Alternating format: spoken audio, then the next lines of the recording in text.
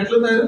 దేవునికి ఇష్టం ఇవ్వాల్సి వస్తే ఆయనకి ఇష్టమైంది కాదు, మాకు ఇష్టమైంది మేము ఇస్తాం. దేవుని కొరకు ఏదైనా చేయాల్సి వస్తే నాకు తోచింది చేస్తా, ఆయనకి తోచింది నేను చేయను.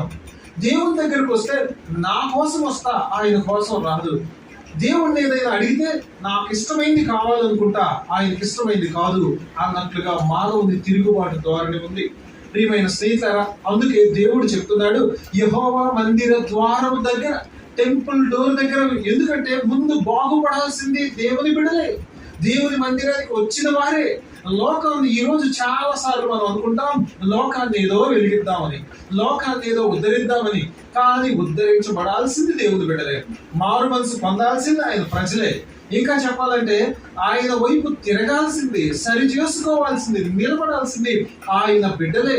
ఇక్కడ సరి అవ్వకుండా, దేవుని బిడ్డలు సరిగా ఉండకుండా